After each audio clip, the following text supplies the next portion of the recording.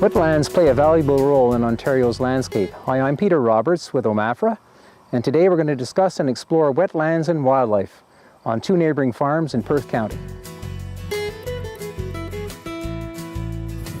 Hi, I'm Ed Danon. This is my neighbor Steve Yancey. Together we recently decided to restore a wetland area that borders both of our properties.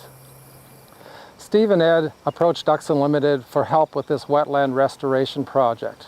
Upon visiting the site, it was clear that this wetland restoration would actually add value to both properties. This has always been a wet area of our farm, unproductive land for us, and even crops nearby weren't able to grow. We saw greater value in managing this area as a natural space.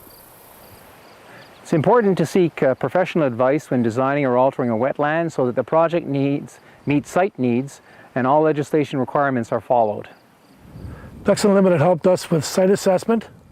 They also helped with setting up the permits for the project, provided us with funding, and also had a contractor lined up to do the work.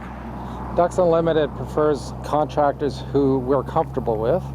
It's important to have a professional on site so that you're creating a true wetland and not digging it too deep and creating appropriate wetland habitat. This wetland was designed in 4 wetland segments to work with drainage and filtration. The upper wetland eventually drains into the lower wetland just behind me and then flows out into a more vegetated wetland as it leaves the property. The idea of this wetland project is working with both landowners to provide essentially a sponge that absorbs the excess water. The fields near the wetlands are already drier with no tile drainage, and the water under the ground has provided better crop production. Wetlands such as the one behind me increase resiliency to floods and droughts, mitigating the impacts on crops. Wetlands also reduce the amount of surface flow runoff and filter on-farm nutrients. We have left the wetlands to function on its own.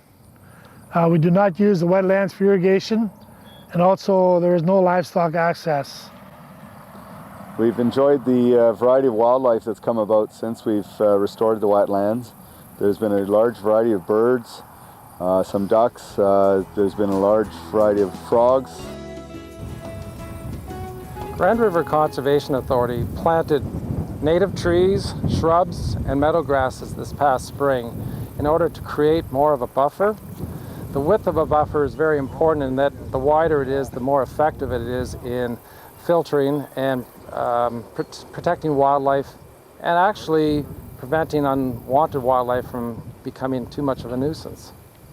The shrubs, trees, herbaceous plants that we find here that you've mentioned, Phil, are definitely the beginnings of a great wildlife corridor. Having this height of vegetation mitigates against geese grazing in here, for example, and it also provides habitat for species that were not here prior to this. It's definitely, in my view, a great oasis in an agricultural landscape. The re-established wetlands have added value to our properties as a natural setting, as well as improving productivity in neighboring fields. Your properties are excellent examples how wetlands have helped farm production and the environment by regulating water quantity, improving water quality, providing some habitat that wasn't here before, and actually some recreational opportunities for your farm.